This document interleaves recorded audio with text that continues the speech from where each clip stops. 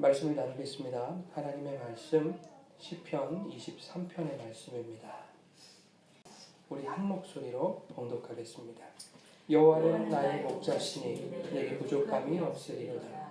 그가 나를 푸른 풀밭에 누이시며 쉴 만한 물가로 인도하시는도다. 내 영혼을 소생시키시고 자기 이름을 위하여 의의 길로 인도하시는도다. 내가 사망의 음침한 골짜기로 다닐지라도 해를 두려워하지 않을 것은 주께서 나와 함께 하심이라.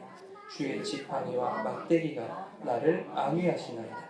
주께서 내 원수의 목전에서 내게 상을 차려주시고 기름을 내 머리에 부으셨으니 내 잔이 넘치나이다. 내 평생의 선하심과 인자하심이 반드시 나를 따르리니 내가 여호와의 집에 영원히 살리로다. 아멘. 하나님 아버지와 예수 그리스도로부터 오는 은혜와 평강이 이 시간 이 예배 가운데 여러분의 삶 가운데 함께하기를 축원합니다. 오늘은 여호와는 나의 목자 네 번째 시간으로 하나님의 은혜를 나누겠습니다. 오늘 시편 23편을 마치도록 하겠습니다. 여러분, 종종 고등 종교다, 하등 종교다 하는 말들로 종교를 정의합니다. 구분합니다. 창시자가 있고 또 문서화된 경전이 있으면, 그리고 전도를 위한 조직이 구성되어 있으면 그것을 고등 종교다 이렇게 부릅니다. 기독교, 불교, 이슬람교 이러한 종교들이 다 고등 종교에 해당합니다. 그러면 하등 종교는 뭘까요? 소위 말하는 무속신앙, 미신 이런 것들이 하등 종교 아니겠습니까? 거기에 이단들, 각종 이단들, 이것이 하등 종교를 말합니다. 저는 우리 개신교가 불교나 회교 등과 동일한 취급을 받는 것이 조금 불편했었습니다. 똑같은 고등 종교다 해가지고 같은 취급을 받는 것이 좀 싫었습니다.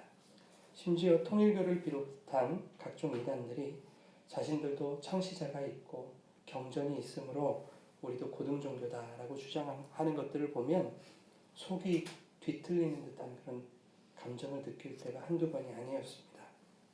그런데 제가 수년 전에 인터넷에서 비교 종교학을 전공하고 있는 한 사람의 글을 우연히 보게 됐습니다. 그가 박사과정을 아마 밟고 있었던 것 같아요. 그래서 그의 언어는 참 유창하고 수려했지만 아직 잘 기억이 안 나서 제가 기억나는 대로 저의 언어로 이렇게 한번 말씀을 드리겠습니다. 글의 핵심은 이렇습니다. 오늘날 수많은 종교들이 모두 무당 잡교로 변해가고 있다라는 내용입니다. 그는 기독교를 포함한 모든 고등 종교들이 신도들에게 무속신앙과 매우 유사한 형태의 기능만을 제공하고 있다 이렇게 말하고 있습니다. 신도들의 문제를 확대시켜서 불안감을 조장하고 그것을 해결하기 위한 방법을 제공하면서 금전을 취하더라 하는 내용이었습니다. 그는 다른 종교들의 경우도 구체적으로 예를 들어서 그렇게 설명을 했습니다만 교회의 사례를 설명한 것을 제가 읽을 때 저는 매우 부끄러운 마음이 들었습니다. 하나님의 아들이면서 동시에 하나님이셨던 그 예수는 하늘의 모든 영광과 권세와 왕좌를 버리고 낮고 낮은 이 세상에 내려왔건만 이 땅의 교회들은 그 예수를 발판 삼아 더 높은 권좌를 차지하려고 하고 있다. 예수는 욕심을 버리고 탐심을 멀리하라고 가르쳤고 가난한 자와 소외된 자 그리고 지극히 작은 자에게 나의 것을 나누라고 그렇게 가르쳤건만 오늘날 교회들은 예수가 버리라고 한 그것을 오히려 취하려고 하고 있다. 그리고 가난한 자와 소외된 자들을 살피기보다는 나는 그렇게 되지 않게 해달라고 예수에게 애걸복걸하고 있다. 기독교의 최대 가치는 그들이 말하는 하나님의 나라 즉 천국일진데 내가 보기에는 그들은 천국을 소망하는 것이 아니라 이 땅에서 재벌 총수가 되는 것을 갈망하는 듯하다. 이러한 내용이었습니다. 제가 그의 글을 읽으면서 가장 마음이 아프고 부끄러웠던 내용은 이것입니다. 오늘날 교회는 신도들의 그러한 마음을 매우 빠르고 정확하게 간파해내어 그들이 원하는 삶을 이룰 수 있다라고 하는 희망과 함께 구체적인 종교적 방법을 제공하고 있다. 그런데 그 방법 속에는 언제나 돈이 개입되어 있다. 라는 내용을 읽었을 때 정말 부끄러웠습니다. 이 글을 읽었을 때 너무 부끄러워서 한동안 뒤통수한테 맞은 느낌이었어요.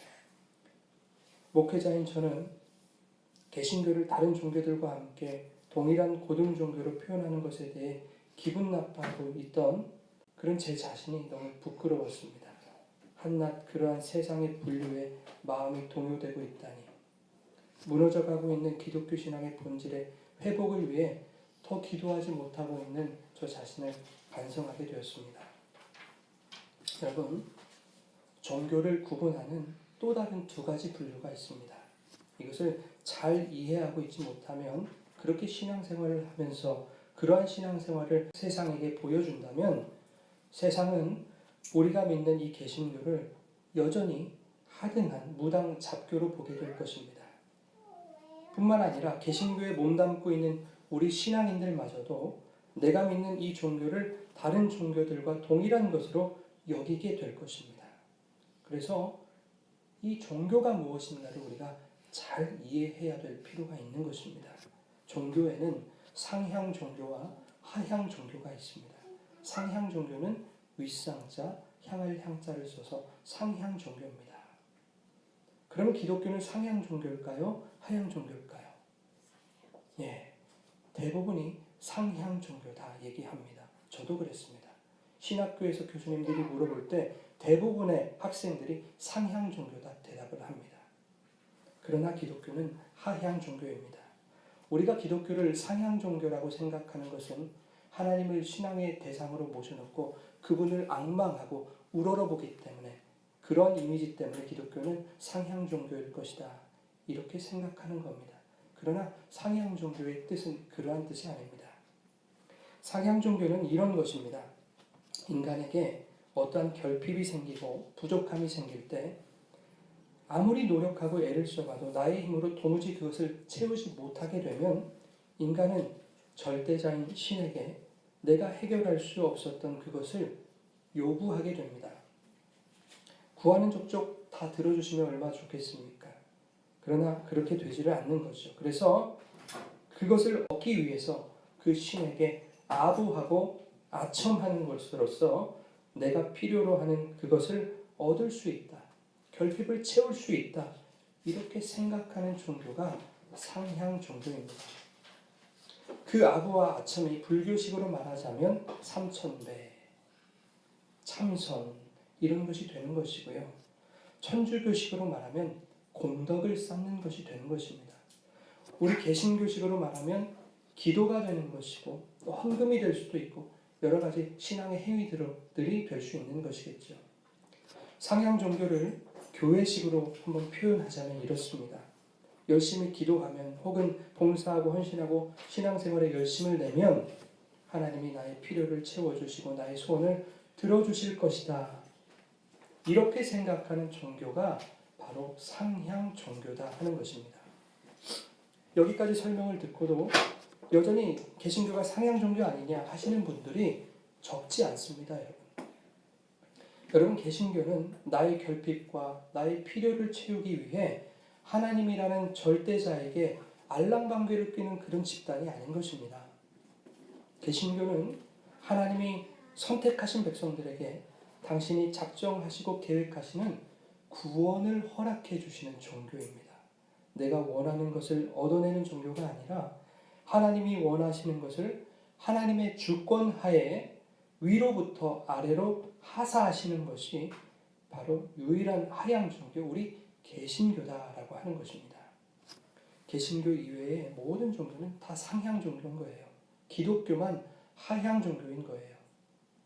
모든 결정권이 하나님께 있는 것입니다.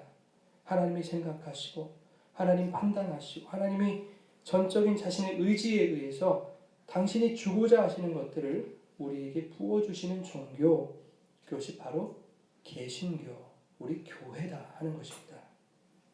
여러분, 우리가 열심히 기도합니다. 우리들에게 필요한 것들이 있지요. 결핍이 있습니다. 그때 우리 기도해야 됩니다. 구해야 됩니다. 그런데 많은 성도들이 오해하고 있는 것이 무엇이냐면 기도하고 간구하면 내가 원하는 바로 그것을 응답으로 받을 수 있다고 생각하는 것. 그리고 내가 기도한 대로 받아야만 그것이 응답이다, 라고 생각하는 것이 참 문제입니다. 마치 성도들의 기도를 보면 주님, 내가 이거 필요하거든요. 그러니 주님의 필요도 나의 필요로 맞춰주시기 원합니다. 당신도 그 필요를 느끼셔야 됩니다. 라고 하나님께 윽박지르는 것 같습니다. 그것은 신앙이 아닌 것이죠, 여러분. 하나님을 내 마음대로 주무르고 싶다는 얘기입니다. 성도들이 기도하는 내용들을 보면은요, 나쁜 것들이 별로 없어요. 경제적으로 어려울 때 하나님 좀 도와주세요. 기도할 수 있는 것이요, 여러분. 몸이 아파서 고통스러울 때 하나님 치료해 주세요. 당연한 겁니다, 여러분. 자녀가 시험을 보는데 하나님 우리 자녀에게 지혜 주셔서 이번에 시험 잘 치르게 해주십시오. 이건 당연한 부모의 마음 아닙니까? 이게 뭐가 나쁩니까? 그러나 성도가 하나님을 믿고 주님을 나의 주인으로 신앙하고 있다면 하나님이 우리에게 필요하다고 생각하시는 것이 우리가 생각하는 우리의 필요와 다를 수 있다는 것을 인정해야 된다는 것입니다. 우리가 구하는 것들이 우리에게 정말로 필요한 것들이라고 생각하고 있어요. 이거 없으면 죽을 것처럼 그렇게 생각을 한다고요. 그러나 하나님에게는 그게 아닌 것입니다. 지안이가 예전에 장염에 걸렸습니다. 엄마는 학교에 있고 저 혼자 돌봐야 되는데 열이 40도까지 오르고 아무것도 먹지를 못했는데 토는 계속하고 또 설사는 계속하고 그러니까 탈수증이 온 거예요. 그래서 병원을 갔습니다. 병원에서 링거를 맞으니까 얘가 조금 살겠었나 봐요. 근데 앞에서 아저씨가 아이스크림을 먹고 있는 거예요. 우리 지안이가 그 눈을 말똥말똥 뜨면서 저를 바라보면서 그렁그렁한 눈으로 아빠 아이스크림, 그 3살짜리가 발음도 안 되는 그 아이스크림을 연신 불러대는 겁니다. 제 마음이 어땠을까요, 여러분? 저거 먹였으면 좋겠다는 마음이 들지 않겠습니까? 아빠, 나 저거 먹으면 살겠어요. 저것만 먹으면 내가 자리 툴툴 털고 일어날 수 있을 것 같아요. 라는 눈빛을 계속 발사를 하는데 그거 사주고 싶더라니까요. 그런데 사줄 수 없는 거예요, 아이스크림. 아이가 아빠를 원망하고 욕할지도 몰라요, 여러분. 왜 우리 아빠는 저거 하나 먹고 싶다는데 왜 안 사주나? 원망할 수도 있습니다. 아무리 그래도 안 되는 건 안 되는 것입니다. 왜 그렇습니까, 여러분? 그거 주면 우리 아이 건강을 해치게 된다는 것을 아빠가 알기 때문입니다. 장염이 걸려 고생하고 있는 그 아이가 그토록 아이스크림 사달라고 애원했지만 아빠가 그 간청을 끝까지 들어주지 않은 그 이유를 아이는 나중에 깨닫게 될 겁니다. 나이가 들면 깨닫게 될 거예요. 우리 기독교는 내가 필요하다고 생각하더라도 하나님이 필요 없다고 생각하셔서 주시지 않으면 그것이 감사한 것입니다. 그것이 응답인 줄 믿으시기 바랍니다. 성도의 뜻이 틀렸을 때 성도들의 욕을 얻어먹으면서까지 그들의 원하는 바를 거절하시고 성도의 뜻과는 다르지만 하나님은 당신이 옳다고 여기시는 완전한 해답을 주시기 때문에 그리고 하나님의 뜻이 옳았다는 것을 마침내는 성도로 하여금 알게 하실 것이기 때문에 그래서 성도들의 삶은 부족함이 없는 인생이 되는 것입니다. 성도가 부족함이 없다고 고백할 수 있는 이유는 나의 세상적인 필요가 채워지고 소원이 성취되어서가 아니라 하나님께서 우리의 목자 되어 주신 것이 부족함이 없는 것입니다. 목자 되신 하나님이 성도의 영혼을 소생시키시고 구원이라는 의의 길로 인도하시는 것이 그것이 부족함이 없는 것임을 믿음으로 고백하시는 저와 여러분의 삶이 되기를 축원합니다.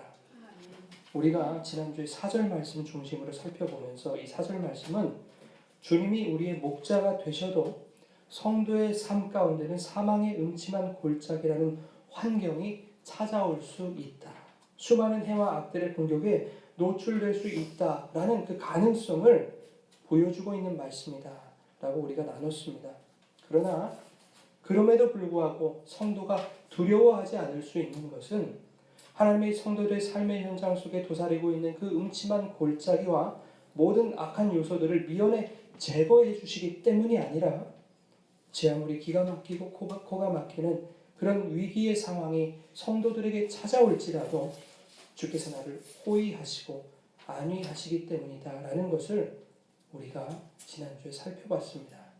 주님이 함께 계시기 때문에 세상의 무자비한 폭격에도 우리는 두렵지 않다 고백할 수 있는 것입니다. 그렇게 내가 주님과 항상 함께하기를 소망하고 주님과 동행하는 것이 나의 모든 문제, 나의 결핍을 충족시키는 근본적인 해결이 됨을 믿는 자들에게 여러분 어떤 일이 찾아오는가 하면 5절 말씀을 보면 그것을 알 수 있습니다. 우리 5절 말씀 함께 읽겠습니다. 내 원수의 목전에서 기름을 내 머리에 부으셨으니 내 잔이 넘치나이다. 아멘. 늘 사망의 음침한 골짜기 같았던 세상, 막강한 화력으로 성도의 신앙의 여정 가운데 핍박과 고난이라는 그 융단 폭격을 쉴 새 없이 가했던 그 세상이라는 원수의 눈앞에서 성도들에게 맛난 밥상을 차려주신다. 그리고 머리에 기름을 부으시고 우리의 잔을 넘치도록 채워주신다. 이렇게 말씀하고 있는 것입니다. 이 말씀이 무슨 뜻인지 오늘 복음서 말씀을 통해서 우리가 찬찬히 살펴보도록 하겠습니다. 누가복음 16장에 부자와 나사로 이야기 나옵니다. 오늘 시간이 좀 오래 걸릴 것 같아서 제가 본문을 다 읽지는 못합니다. 그러니까 여러분들이 집에 돌아가셔서 다시 설교를 들으시면서 이 본문들을 다 읽으셔야 돼요. 누가복음 16장에 부자와 나사로 이야기 나오는데요. 부자는 죽어서 어디 가죠? 천국 갑니까? 네, 부자는 죽어서 지옥에 갑니다. 나사로는 죽어서 천국에 가요. 그런데 재미있는 것이 부자가 천국에 있는 그 나사로를 눈으로 봅니다. 성경에 보면 부자가 나사로를 봐요. 게다가 부자가 아브라함에게 부탁도 합니다. 아브라함이시여, 나사로의 손끝에 물 한 방울 찍어서 제 혀를 서늘케 해주십시오. 부탁까지 합니다. 그러니까 지옥과 천국은 그리 멀리 떨어져 있는 곳이 아니라는 거예요. 물 한 방울 딱 찍어서 혀에 딱 떨어줄 만큼 그렇게 가까운 곳이다 하는 겁니다. 물론 이것이 거리의 의미를 말하는 것은 아닐 겁니다. 영적인 의미로 표현하고 있는 것이겠죠. 그렇게 가까운 천국과 지옥이지만 그 간극은 손끝에 물 한 방울 찍어서 혀를 서늘케 해주는 이 간단한 일마저도 허용이 안 되는 간극이다라고 하는 거예요. 천국과 지옥 사이에 뭐가 있다고 그럽니까, 여러분? 구렁텅이가 있다고 그러잖아요.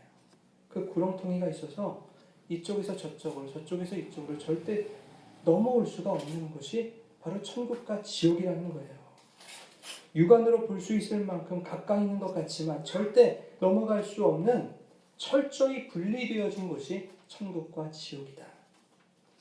여러분, 이것이 무엇을 의미합니까?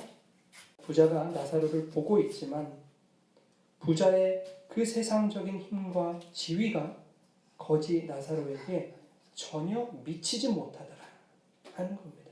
그것이 천국과 지옥입니다.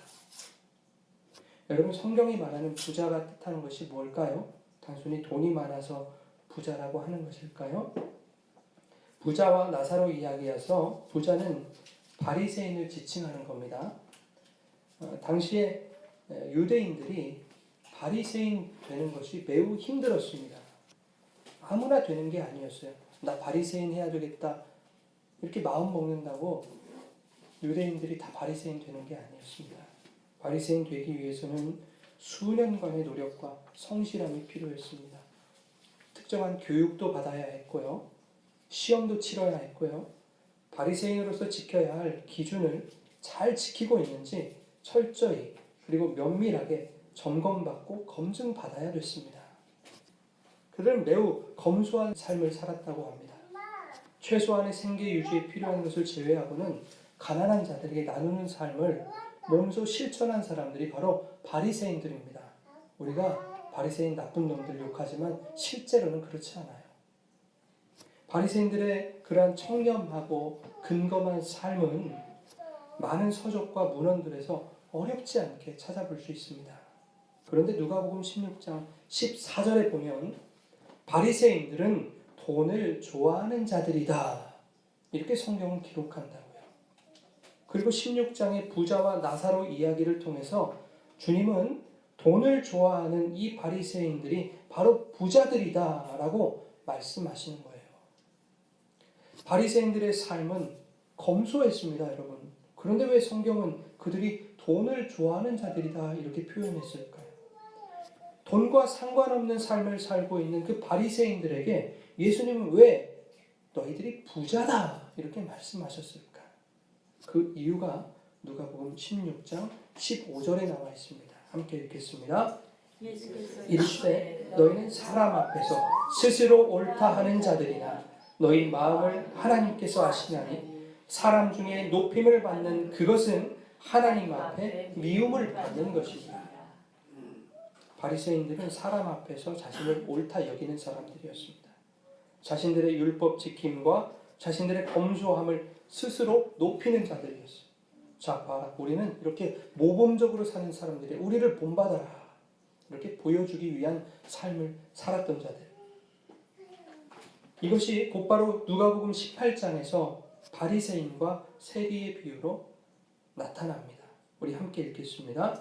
두 사람이 기도하러 성전에 올라가니 하나는 바리새인이요 하나는 세리라. 바리새인은 서서 따로 기도하여 이르되 하나님이여 나는 다른 사람들 곧 토색, 불의, 간음하는 자들과 같이 아니하고 이 세리와도 같이 아니함을 감사하나이다. 나는 일에 2번씩 금식하고 또 소득의 11조를 드리나이다 하고 세리는 멀리 서서 감히 눈을 들어 하늘을 쳐다보지도 못하고 다만 가슴을 치며 이르되 하나님이여 불쌍히 여기소서 나는 죄인이로소이다 하였느니라. 내가 너희에게 이르노니 이에 저 바리새인이 아니고 이 사람이 의롭다 하심을 받고 그 집으로 내려갔느니라. 무릇 자기를 높이는 자는 낮아지고 자기를 낮추는 자는 높아지리라 하시니라. 아멘. 여러분, 바리새인들은 철저히 율법적인 삶을 사는 것으로서 자신들이 얼마나 하나님을 잘 섬기고 있는가를 보여주고 싶었던 것입니다. 내가 드러나기 바랐고 인정받기 바랐고 내가 높아지기를 원했습니다. 하나님을 섬기기보다 세상 사람들에게 인정받고 세상 사람들에게 비춰질 그 나를 섬겼던 것입니다. 나의 지위, 나의 명성, 나의 인기, 나의 만족, 이러한 것들을 우리가 마태복음 6장에서 뭐라고 규정했죠? 재물이다 이렇게 규정했습니다. 돈이 많아서가 재물이 아니라 세상의 가치를 얻기 위해서 그것을 얻기 위해 살아가는 모든 삶의 방식들, 가치관 이런 것들이 다 우리는 재물이다 얘기하지 않았습니까? 바리새인들은 하나님을 섬긴다는 명분을 통해서 재물을 섬기고 있었던 자들입니다. 그래서 성경이 그렇게 검소하고 청렴하게 살아왔던 그 바리새인들에게 대하여 너희들은 재물을 좋아한다. 너희들은 돈을 좋아한다. 너희들은 부자다. 이렇게 말씀하고 있는 것입니다. 누가복음 18장 14절에 주님이 이렇게 말씀하셨어요. 마지막에 읽은 구절입니다. 너희 바리새인이 아니라 너희가 죄인이라고 여기는 세리가 의롭다 하심을 받는 것이다. 자기를 높이는 자는 낮아지고 자기를 낮추는 자는 높아질 것이다. 주님이 말씀하시는 거예요. 이 말씀은 우리가 조금 전에 읽었던 누가복음 16장 15절 말씀과 너무 유사하지 않습니까? 다시 한번 읽어볼까요? 예수께서 이르시되 너희는 사람 앞에서 스스로 옳다 하는 자들이나 너희 마음을 하나님께서 아시나니 사람 중에 높임을 받는 그것은 하나님 앞에 미움을 받는 것이니라. 여러분, 이것은 부자와 나사로 이야기에서 부자가 지옥 가고 나사로가 천국 가는 이야기와도 동일한 얘기입니다. 한번 같이 읽어볼까요? 누가복음 16장 25절입니다. 아브라함이 이르되 예, 너는 살았을 때 좋은 것을 받았고 나사로는 고난을 받았으니 이것을 기억하라. 이제 그는 여기서 위로를 받고 너는 괴로움을 받느니라. 예, 너 살았을 때 높임을 다 받았지 않니? 스스로 높아지는 거 다 미워한다? 그런데 나사로는 힘들었지 않니? 여기서 위로를 받을 거야. 나사로가 여기서 높아질 거야. 똑같은 말씀을 지금 하고 계시는 것입니다. 그런데 더욱 재미있는 것은 부자와 나사로 이야기, 그리고 바리새인과 세리의 비유 이 사이에 어떤 이야기가 숨어 있는가? 불의한 재판관의 비유가 숨어 있다는 거예요. 히브리 문학에서요, 소위 말하는 샌드위치 구조라는 게 있어요. 두 이야기 사이에 그 이야기들과 관련되어 있는 어떠한 이야기가 가운데 삽입되어 있을 때 이 가운데 삽입되어 있는 이야기가 이 두 이야기를 설명하는 것이다. 고로 이 세 이야기가 다 같은 이야기다라는 거예요. 여러분, 불의한 재판관의 비유가 설명하고 있는 것이 뭡니까, 여러분? 어떤 이야기죠? 원한을 풀어주는 이야기죠. 억울한 일을 당한 여인이 있었어요. 재판관을 찾아갑니다. 안 들어줘요. 날마다 찾아가서 귀찮게 하니까 귀찮아서라도 들어주더라. 원한을 풀어주더라. 그런데 이 이야기의 마지막에 주님께서 이렇게 말씀하세요. 하나님께서 속히 그 원한을 풀어주시리라. 이렇게 말씀하고 계세요. 즉 부자와 나사로 이야기와 또 바리새인과 세리의 이야기, 이 이야기들은 성도의 원한을 풀어주시는 이야기입니다. 이것을 염두에 두고 우리가 부자와 나사로 비유로 다시 돌아와서 생각해 보겠습니다. 부자가 아브라함 품에 있는 나사로를 보고 아브라함에게 부탁합니다. 나사로 시켜서 손가락 끝에 물 한 방울만 찍어 보내주세요. 부탁해요. 부자가 지금 눈 뜨고 나사로를 보고 있으면서도 어떻게 해볼 수가 없는 거예요. 아브라함한테 부탁하고 있잖아요. 절대 넘어갈 수 없는 겁니다. 부자는 천국에 있는 물 한 방울조차도 허락받을 수 없는 그런 비참한 처지가 되는 거예요. 세상에서 그렇게 잘 먹고 잘 살았는데. 그런데 재미있는 것은요, 나사로는 부자를 거들떠보지도 않습니다. 신경 쓰지도 않아요. 성경에 보면 나사로가 부자를 봤다라는 얘기가 없어요. 부자는 지금 나사로를 보고 있습니다. 어떤 모습을 보고 있을까요? 여러분 생각해 보십시오. 부자가 나사로의 어떤 모습을 보고 있을까? 누가복음 16장 25절에 이렇게 나와 있어요.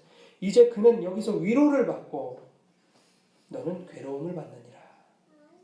부자는 나사로가 아브라함 품에서 위로받고 있는 모습을 보지 않았을까요, 여러분? 그래, 고생 많았지? 참 힘들었다, 너. 잘 참았어. 참 고생했지? 잘 인내했어. 고맙다. 이제 여기서 우리 같이 영원히 편히 쉬자. 내가 하나님께서 마련해 두신 그 진수성찬 얼른 차려갖고 올게. 조금만 기다려. 하나님이 차려주신 만난 밥상을 아주 맛있게 먹고 있는 그 나사로의 모습, 그런 나사로를 바라보면서 부자는 슬피 울며 이를 갈게 되는 것입니다. 주께서 내 원수의 목전에서 내게 상을 차려주시고, 여러분 이 말씀이 이해가 되십니까? 이것은 성도의 원한을 풀어주시는 이야기입니다. 부자의 입장에서 한번 생각을 해보자고요. 우리 집에 와서 매일 빌어먹던 나사로라는 거지가 지금 내 눈앞에서 진수성찬을 누리고 있는데 눈앞에 보여도 그 나사로에게 해코지를 할 수 없는 겁니다.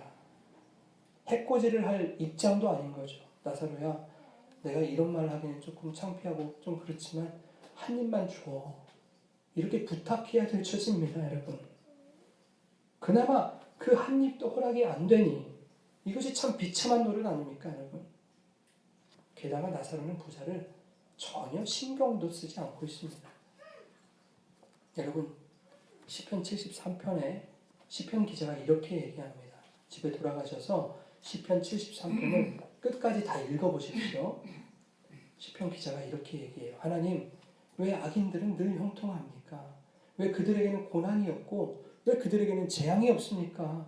그들은 어찌나 배불리 먹었던지 어찌나 살이 뒤룩뒤룩 쪘던지 그들의 눈알은 튀어나올 것 같습니다. 그들은 자신들이 원하는 것보다 더 많은 소득을 얻고 있지 않습니까? 악인들은 항상 편안하고 그들의 재물은 더욱 불어나기만 합니다. 이것이 내게 심한 고통으로 다가옵니다. 여러분, 우리들의 탄원 아닙니까? 하나님을 향한 우리들의 토로 아닙니까? 하나님, 세상의 악인들은 왜 이렇게 잘 삽니까? 예수 믿고 이렇게 착하게 살려고 노력하는데 우리는 날마다 손가락만 빨고 있고 저들은 왜 그렇게 소득이 불어나고 항상 풍족하고 모든 것 다 누리고 그렇게 살아갑니까? 너무 고통스럽습니다, 하나님. 우리들의 고백 아닙니까, 여러분? 그런데 이렇게 말하던 시편 기자가 어떻게 변하는지 보십시오. 73편 17절과 19절입니다. 같이 읽겠습니다. 성소에 들어갈 때에야 그들의 종말을 내가 깨달았나이다. 그들이 어찌하여 그리 갑자기 황폐되었는가. 놀랄 정도로 그들은 전멸하였나이다. 아멘. 여러분, 이처럼 통쾌한 원수 갚아주심이 어디 있습니까? 이 세상에서 살 때는 세상이 힘이 있는 줄 알았어요. 세상 편에서 사는 것이 성공하는 것처럼 보였습니다. 그러나 천국에 들어갈 그날 우리는 비로소 깨닫게 되는 거예요. 성도들의 핍박하고 조롱하고 멸시했던 그 원수 같은 세상은 아무것도 아니었구나. 허상에 불과했구나. 세상의 힘과 권력, 악독과 거짓을 하나님이 남김없이 전멸시켜 주시더라 하는 것입니다. 누가복음 18장 8절에 말씀하신 것처럼 내가 너희에게 이르노니 하나님이 속히 그 원한을 풀어주시리라 말씀하신 것처럼 하나님이 하나도 남김없이 우리의 그 고통을, 그 원한을 풀어주신다 하는 것입니다. 지난 시간에 성도는 세상의 소금이기 때문에, 빛이기 때문에 세상의 참소를 받게 된다 이렇게 말씀드렸습니다. 세상은 빛을 보면 자신의 어둠이 드러나기 때문에 빛을 싫어해요.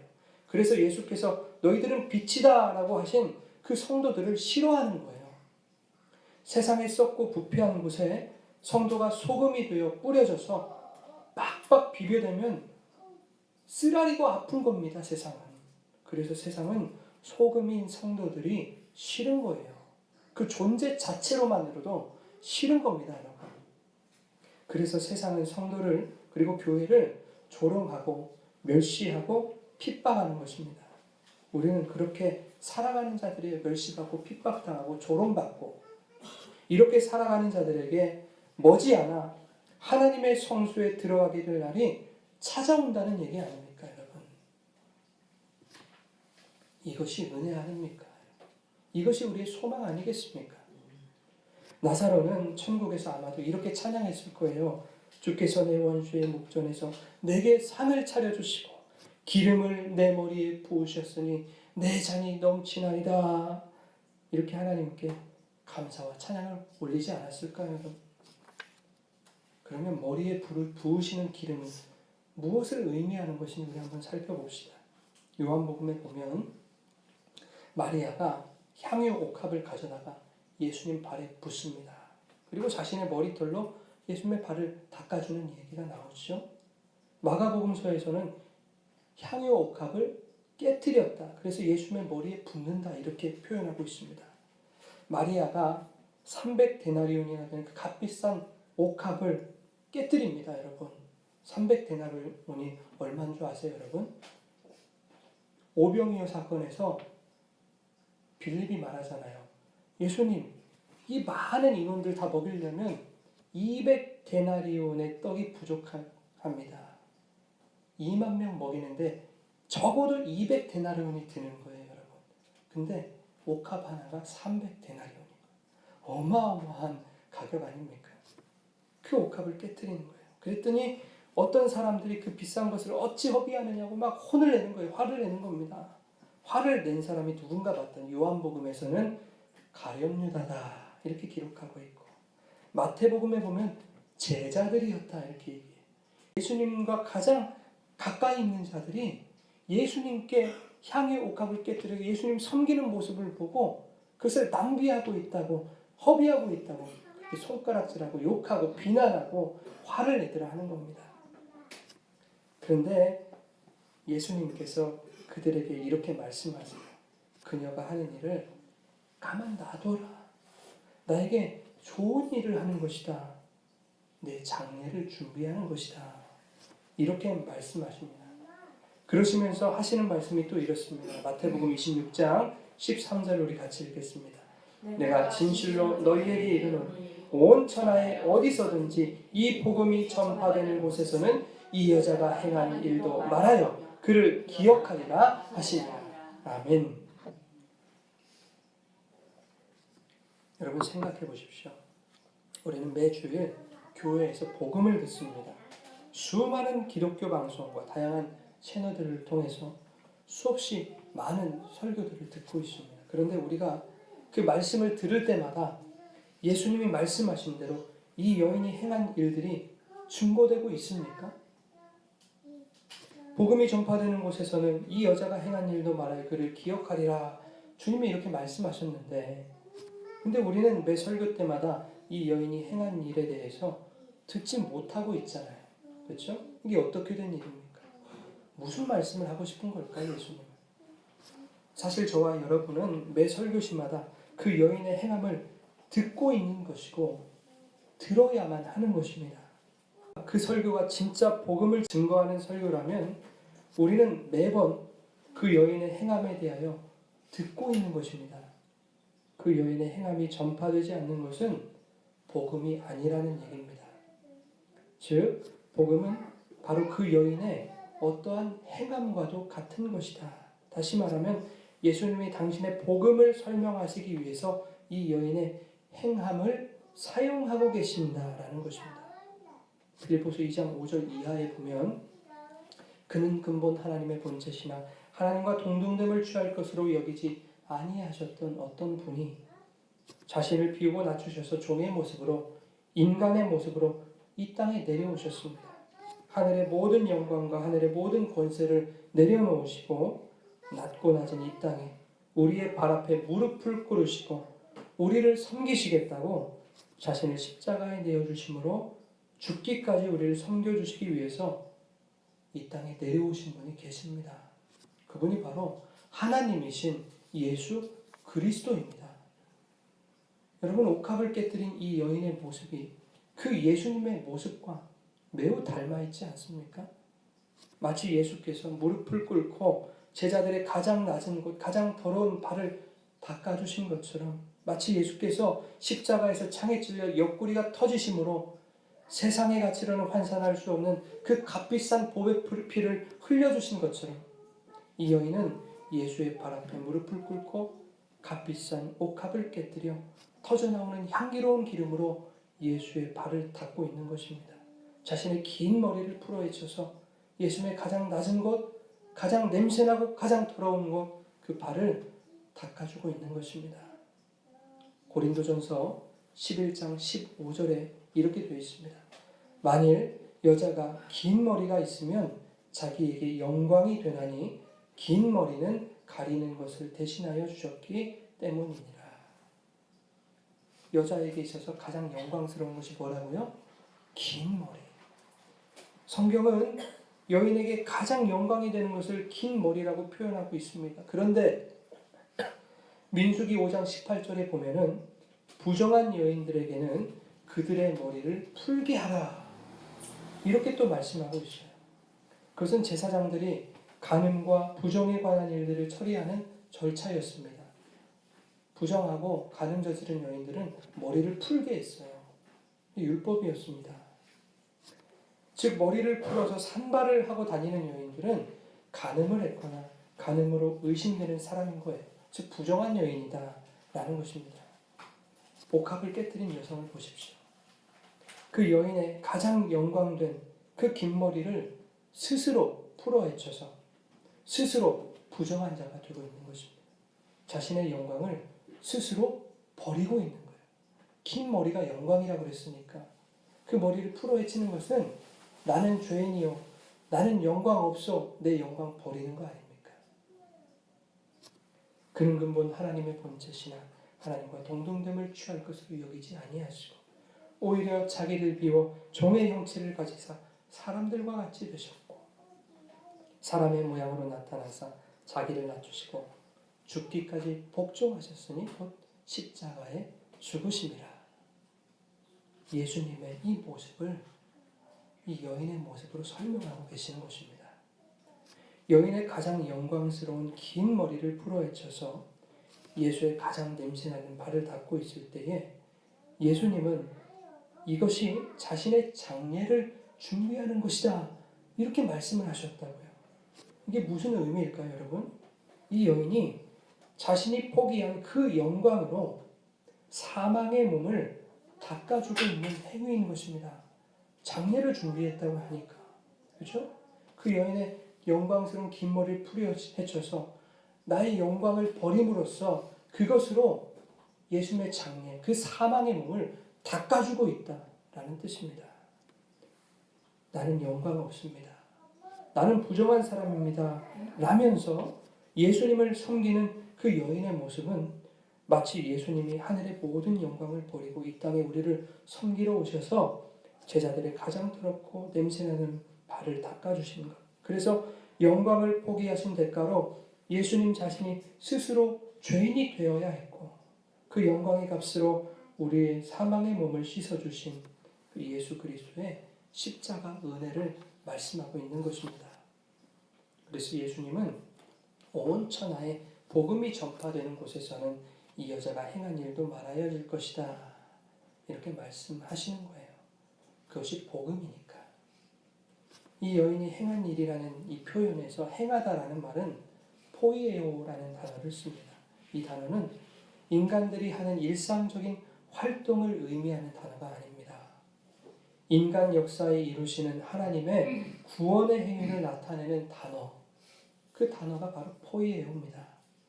그러므로 이 여인이 행한 일은 하나님이 작정하신 그 구원을 이루시기 위한 하나님의 행위여야 한다라는 것입니다. 하나님의 뜻이 되어 그 뜻대로 이루시는 예수 그리스도의 어떠한 행위를 말하고 있는 거예요. 그 행위가 무엇입니까, 여러분? 십자가의 죽으심 아닙니까? 그래서 이 여인이 행한 일이 복음인 거예요. 여러분, 이 여인이 예수님의 발을 닦은 후에 마침내 고개를 들고 예수님의 얼굴을 바라볼 거 아닙니까, 여러분? 그때 그 값비싼 향유가 그녀의 머리를 타고 여인의 온 몸을 적시는 거예요. 기름을 내 머리에 부으셨으니 내 잔이 넘치나이다. 여러분, 이해가 되십니까? 여러분, 많은 그리스도인들이 주님 앞에 뭔가 완벽한 모습으로 나아가기를 원합니다. 주님 앞에 선 나의 모습이 다른 사람보다 믿음 좋은 모습으로, 또 영성 깊은 모습으로, 기도 잘하는 모습으로, 봉사 잘하고 순종 잘하는 모습으로 그렇게 보여지기 원합니다. 바리새인들처럼 나의 달란트와 특기를 살려서 주님의 인정을 받아보겠다, 한번 상을 받아보겠다, 이러한 마음으로만 주님을 대하는 것 같습니다. 기독교인들이 나의 허물과 연약함이 비춰질 때 뭔가 실패한 것 같고 뭔가 나에게 큰 손해가 주어질 것 같고 이런 마음이 드는 거예요.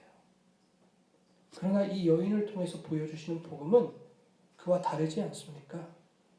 그녀는 영광된 긴 머리를 가졌습니다. 값비싼 향유 옥합도 가졌습니다. 그럼에도 불구하고 스스로 그 모든 것을 포기하고 주님, 나는 부정합니다. 나는 죄인입니다. 나에게는 어떤 영광도 없습니다. 이 모습으로 주님 앞에 나아갔던 거예요. 이렇게 낮아진 모습으로 겸손한 죄인의 모습으로 나아갈 때 그녀에게 주어졌던 것은 실패나 손해가 아니었습니다.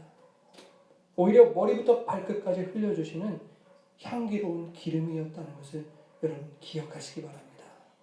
이 보배로운 기름이 저와 여러분에게도 동일하게 흘러넘치기를 원합니다. 이 기름 어떤 기름입니까, 여러분? 기름은 왕과 제사장에게 부어지는 거 아닙니까? 베드로전서 2장 9절에 너희는 택하신 족속, 왕 같은 제사장들이다.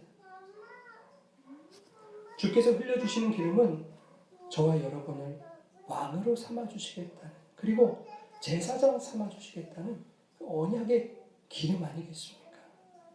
그 기름이 발려진 저와 여러분은 천국에서 주님과 왕노릇하게 될 줄 믿으시기 바랍니다. 여러분, 머리를 한번 만져보세요. 만져보세요. 기름이 묻어나십니까? 향기로운 보배의 기름이 여러분 흐르고 있습니까?